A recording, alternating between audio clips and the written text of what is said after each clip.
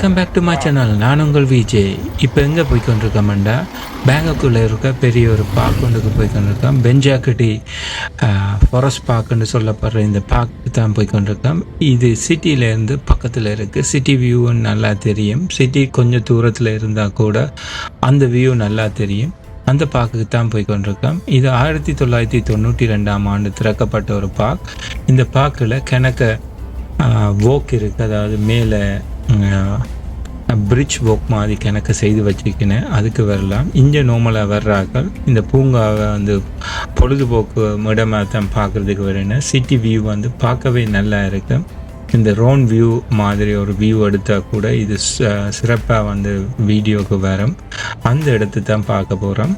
இப்போ கீழே நடந்து போனால் அந்த ரெயின் ஃபாரஸ்ட் அல்லது அந்த சதுப்பு நிலங்கள் மாதிரியான இடங்களை கீழே பார்க்கலாம். மேலே இருந்து பார்க்க அந்த பூங்காவில் என்ன இருக்குன்னு சொல்லி ஃபுல்லாக பார்த்து கொண்டு போகிறவனுக்கு தான் இந்த பார்க் இருந்தது. இந்த பார்க்கில் பொழுதுபோக்கு அல்லது உடற்பயிற்சி செய்கிறதுக்காகத்தான் மக்கள் பெருசாக இங்கே வர்றவ. நீங்களும் இங்கே வந்தீங்களோன்னா இந்த பார்க்கை ஒரு நாள் விசிட் பண்ணலாம். நான் போன ஆண்டு பயங்கர வெக்கையாக இருந்ததால் தூரம் நடக்க இல்லாது. ஆனால் பார்க்கவே தெரியும் அந்த வாக்கிங் ட்ராக் எனக்கு செய்து வச்சுக்கினேன். இது சிட்டிக்கு பக்கத்தில் இருக்கிற மாதிரி தான். எல்லா மிகப்பெரிய சிட்டிகளுக்கு போனாலும் அந்த சிட்டிக்கு பக்கத்துலேயே ஒரு பார்க் அல்லது கார்டன் ஒன்று வச்சுருப்பினேன். அதை மாதிரி தான் இங்கேயும் பேங்காக்குள்ளேயும் இந்த கார்டன் வச்சுருக்கினேன். பார்க்கவே ஒரு சதுப்பு நிலத்திலேயோ அல்லது ரெயின் ஃபாரஸ்ட் கணக்கு ஒரு ஃபீலிங் இருக்கும். இது மேலால், அதாவது பிரிட்ஜ் வாக் போக நீங்கள் பல வகையான பறவைகளையும் பார்த்து கொண்டு போகலாம். அங்கால நைஸ் சிட்டி வியூவும் இருக்குது. ஸோ அந்த சிட்டி வியூவையும் வடிவாக பார்த்து கொண்டு போகலாம்.